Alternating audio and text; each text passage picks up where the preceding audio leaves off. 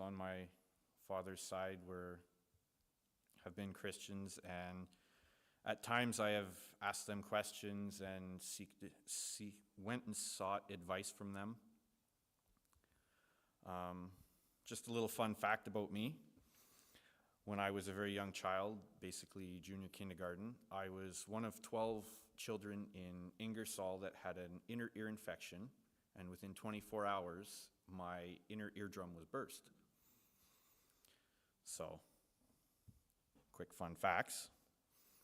I'm also the youngest child of 3. I have an older brother and an older sister. I have 3 nieces from my brother and a step-nephew on my sister, and that automatically makes me the cool uncle. For as long as I can remember, both my parents have been very avid at making sure all 3 of us children went to every meeting in the area. We grew up in the Gospel Hall, and I can remember times sleeping in the vehicle on the way home because it was about a 2-hour drive home. There's a tent meeting somewhere, and we were there. There was Sunday night, we were there. Wednesday night, we were always there, unless somebody was sick. As a young child, I can remember putting my elbow over my forehead for about 5 minutes and going to Mom, "Oh, I don't feel well, can I stay home?" I think that worked about once, and then they caught on real quick. But it wasn't just that they wanted to make sure that they got to meeting. It was because they knew that we were sinners and we needed to know Christ as our Savior. And as a young child, going to Sunday school all the time, I memorized verses. I had the head knowledge, but I didn't have it in my heart. And I could recite verses, I could say the right things, I could pretend to be that Christian if I wanted to.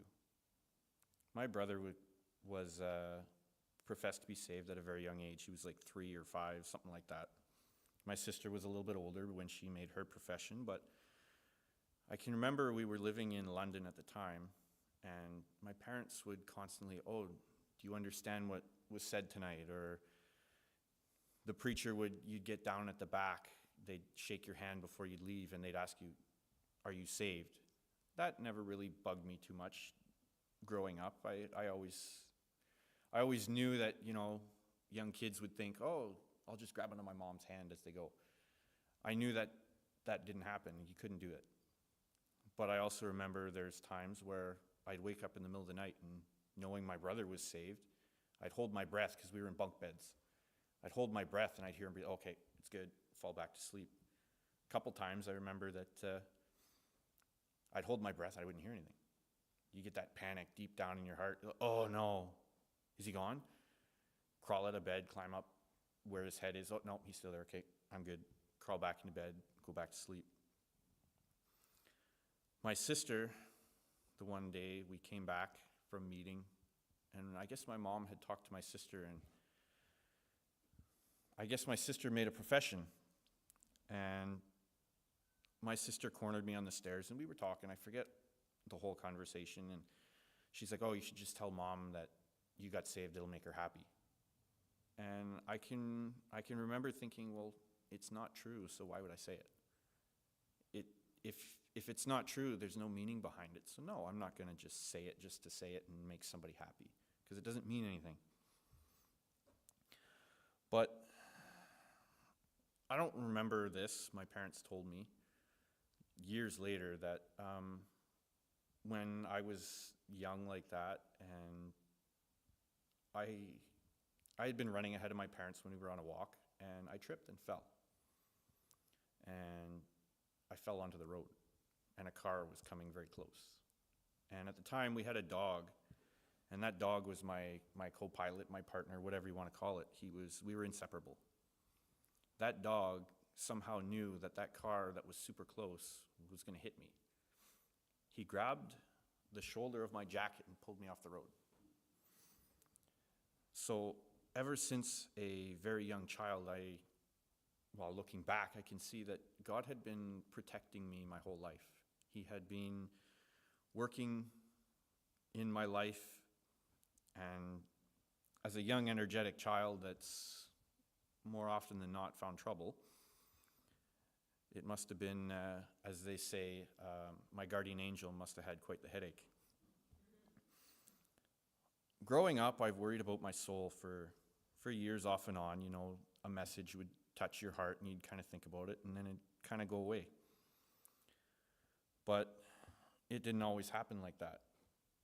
I can remember we were in Cambridge, Clyde Gospel Hall, and there had been 2 to 3 weeks of meetings going on. There wasn't a whole lot of new people going. There wasn't a whole lot of interest at first. And then closer to the end, I remember on Sundays or meeting nights, my dad had a very strict rule that no running, no roughhousing, no being super active. And as a kid that always running and always doing stuff like that, I just always forgot. It wasn't intentional, but I always forgot. And Sundays, you could guarantee I'd be getting a talking to from my dad. The routine would basically be get home, my mom would be getting the roast out of the oven for lunch, and my dad would be taking me to the room to have talk. More often than not, I had to sit on a pillow that evening. But I can remember one time that, I don't know what it was, but I had decided that, nope, I don't care how much I get a spanking, I'm not going to cry. And I found out later that my dad had to ice his hand that day after, because I was stubborn, and, well, if he's not going to cry, then obviously he's not repenting, shall we say. But I can remember that even as a young child, I had a hard time sitting still. I had a hard time, if somebody told me something, okay, and then just absent-mindedly go do something, whatever. So when something started bugging me, it was different to me. When something kept gnawing at me and wouldn't leave my brain, it was weird, because I just kind of, shall we say, went along with things. Whatever popped into my head, more often than not, I put my foot in my mouth because I didn't have a filter. It was hardly done being thought in my brain, and it was already out my mouth. But knowing in my head that I had to be saved, and knowing in my heart, was a big thing. It was a big difference. And I remember those meetings, and I was playing across the road. It was a country outside of, it was like a country road outside of Cambridge. And it had to have been September, October sometime. And I remember I was playing across the road, and they had the long grass, and as kids we'd always grab the leaves, and we'd whistle with the leaves. And I remember I stopped. Literally right across the road, I looked across the road, and I was looking down the doorway of the hall. And I remember hearing the congratulations, yay, I'm so happy for you. And I kind of stopped, and then I remember everyone in the building started singing, Oh Happy Day. And I knew instantaneously somebody got saved. And I didn't even have to look at the people, shaking hands and clapping people on the back. Just by the smile and, shall we say, the glow, I knew who it was. They had been coming out for about 2 weeks out of the 3 weeks. And I remember I looked across and I said to myself, I don't care if the people know. That's what I want. It's not the people, it's not the pat on the back, it's not the congratulations, it's not the singing that I want. It's that surety, that, shall we say, that glow that I saw, that happiness that was in them that I wanted. And I remember when we were in Cambridge, we lived in a very rough area. And obviously we were the religious family in the area. And someone had told my mom she loved to see us go out every morning because she loved to see what my sister was wearing to go to church. And that was the highlight of her week. What the three kids, what they were dressed up for church in the morning. And out of all the pleasures of the world, that was the highlight of her week. It kind of said something to me later on. And I had met somebody there, a young boy. I was young as well. And I remember I played with him one day. And then a while later, I went to go play with him again. He lived at the end of the block. It was a cul-de-sac, and we lived on the back side of the cul-de-sac, and he lived on the entry to the cul-de-sac. And I went to go play with him. It had only been the second time I went to go play with him. And I remember he was outside, and he looked at me. He's like, "I can't play with you." "What do you mean? Why?"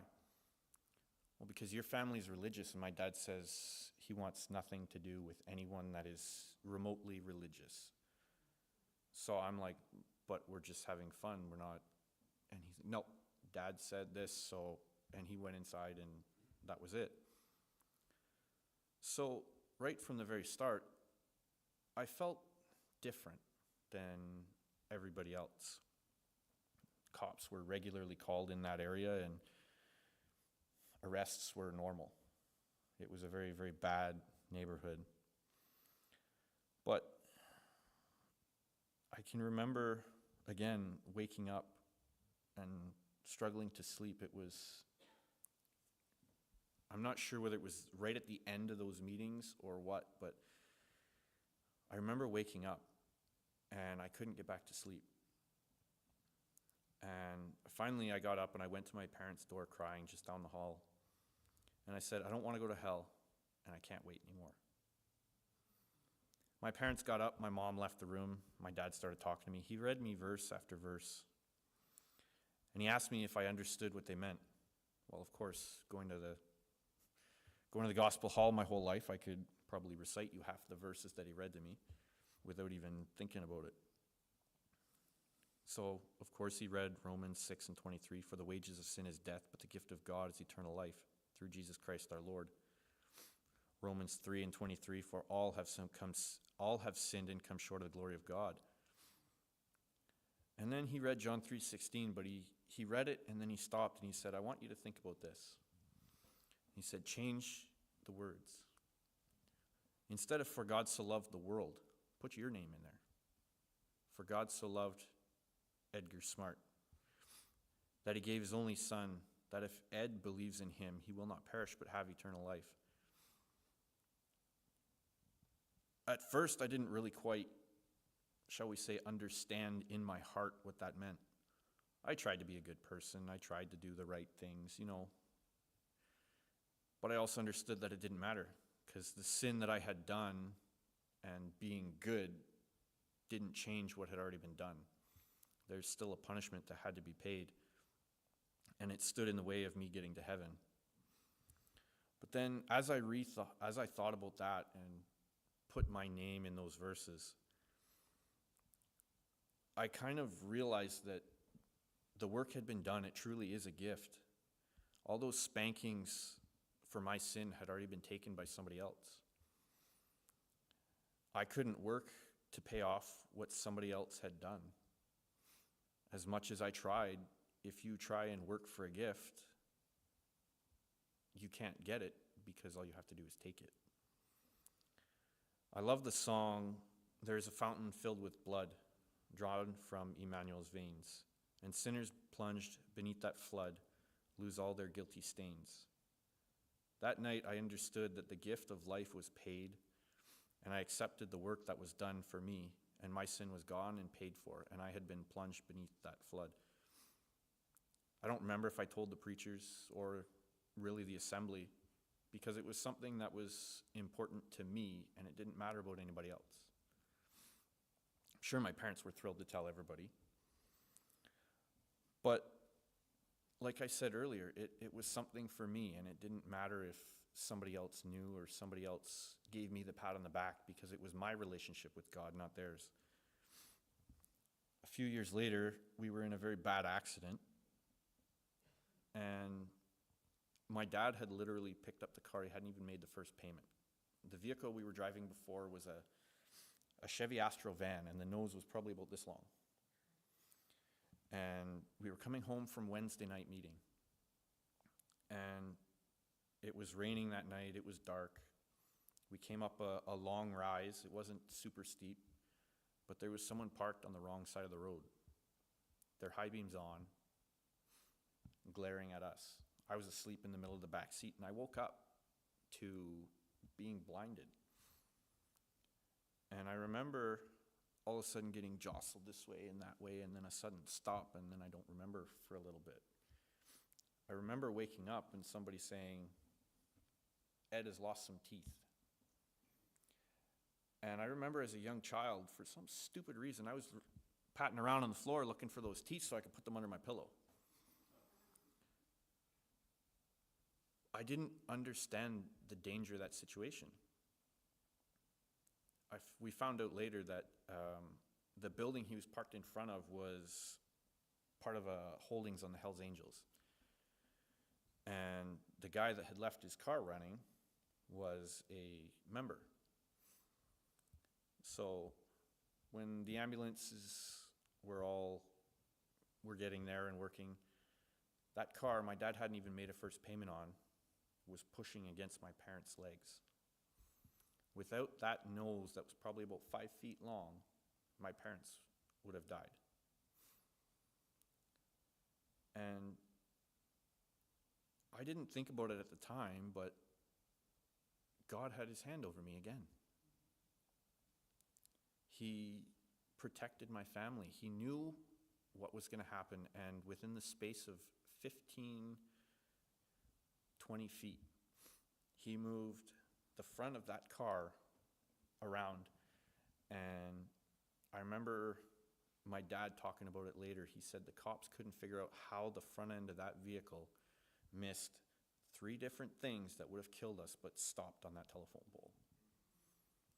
They couldn't figure out how that car, the nose had moved around and missed everything.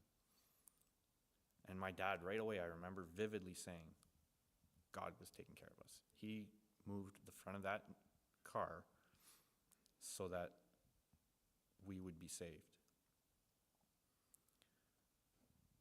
I had, because of that, I got the rearview mirror crossed like this.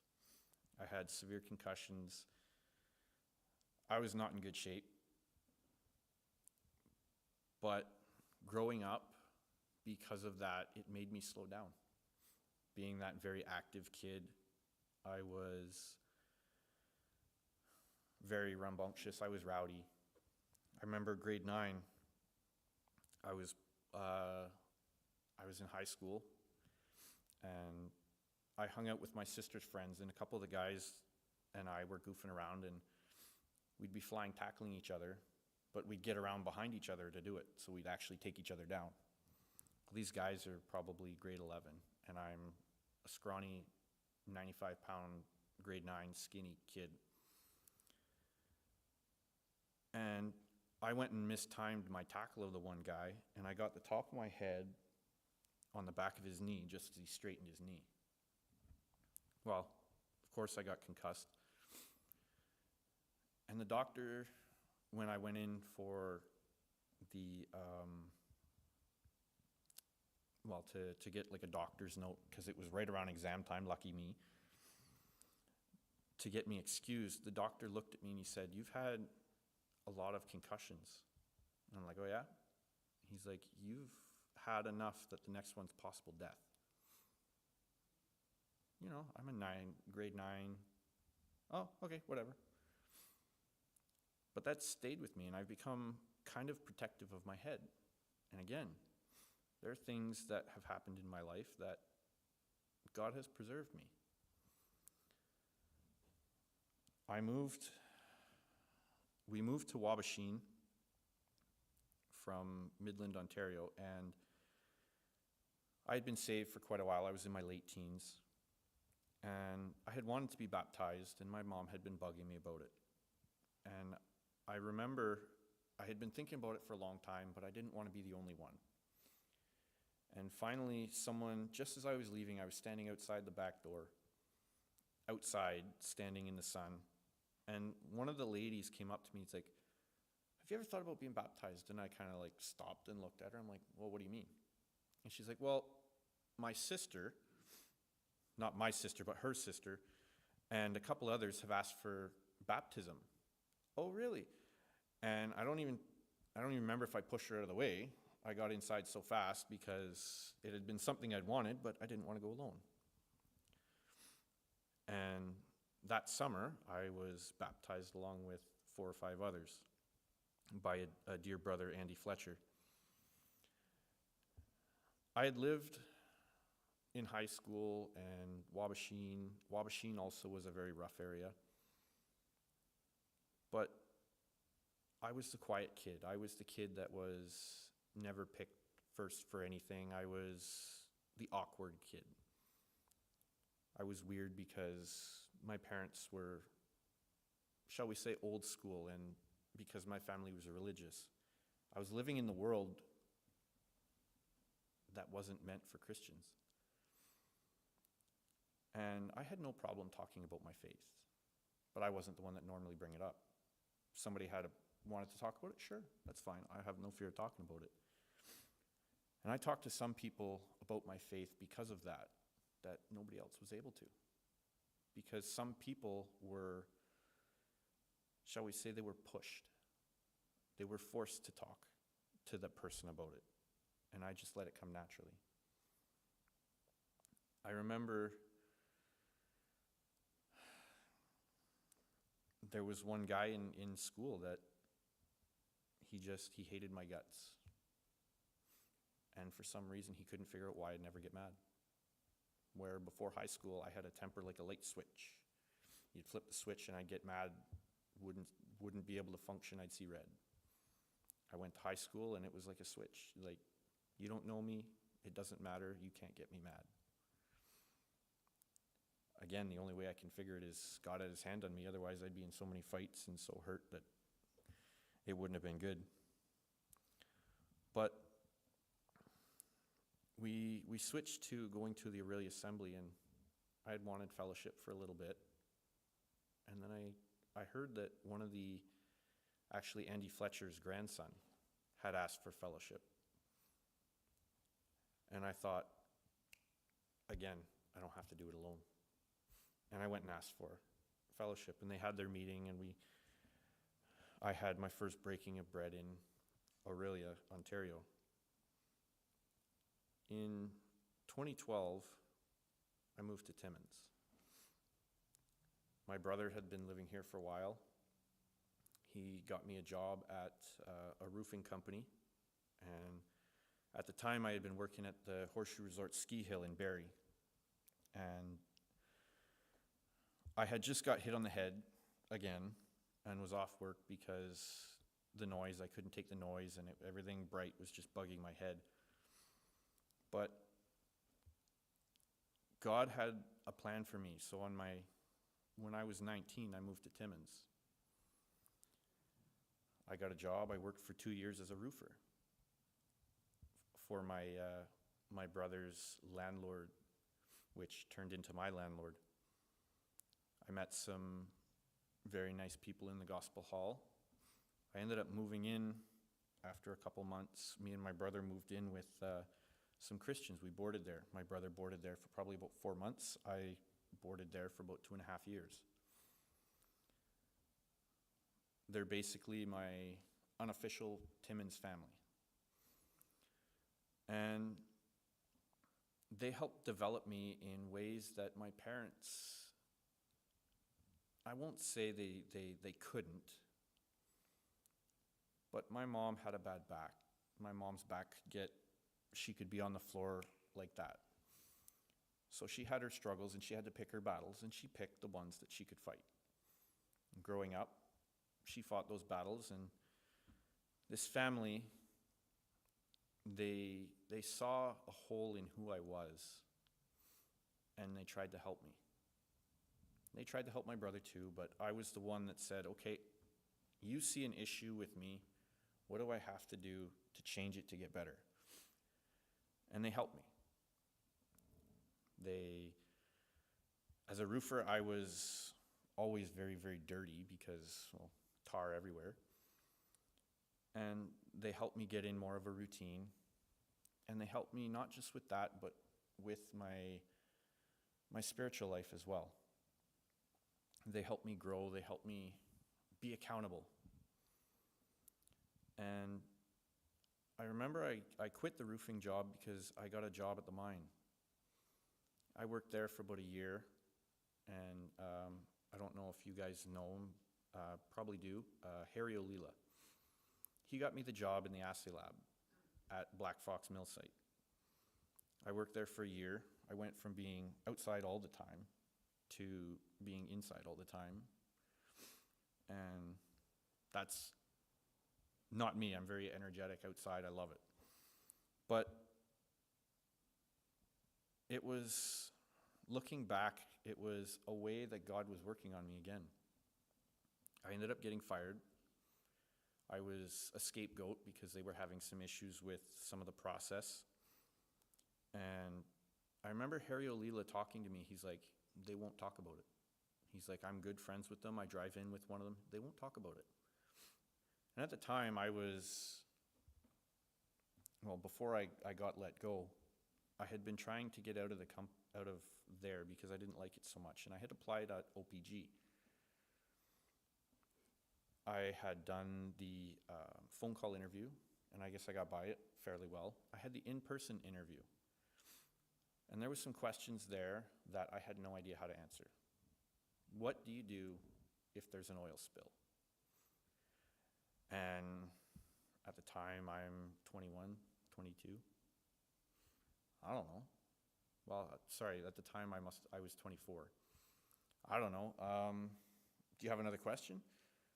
And the manager looked at me. He's like, no, just give me an answer. Well, I don't know. Just think of something. Okay, well, and I gave him my answer. I said, well, first of all, I guess I'd try to stop the spill. I'd try to contain it as much as possible. I'd try to notify my supervisor, and I was just going off the seat of my pants. And I got to my car after the interview, and I was stressed. And I hadn't even left the parking lot, and I got a phone call. And that was the call from the company saying, yeah, don't come back on the property. I was living in South Porcupine, and on my drive home, I don't know what hit me, but I just started crying on the way home. And it was like, the only way I can describe it is like a bulldozer cutting through trees, and there's the highway. I knew that I was going to get the job at OPG. I don't know how. I was 99% sure. I had a weird peace, and I had no answer for it. The only way I could say was God was speaking to me in his own way. I had been wakeboarding like every day at the wake park, and I saw my old supervisor. And I had no grudge against him. So I waved. I said, oh, hey. And I walked away from the wake park for a couple minutes, and I talked to him. And then, oh, it's my turn. Bye, I'll see you later. And I talked to Harry afterwards, and he's like, I don't know what you said to him, but you convicted him. I've had more conversations about God because of how you treated him after what happened to you than I've ever had before. I currently don't know if he's saved or not. I haven't seen him since then. But it just reminded me that even though something happens to us, it happens for a reason. And even though it may not seem good, God does everything for the good. God works in so many ways that it is, the only way to describe it is it's uncanny. And now I've been at OPG almost 10 years. God has worked in my life so many times. He's preserved me so many ways that some of these ways that he's saved me, I can't even describe.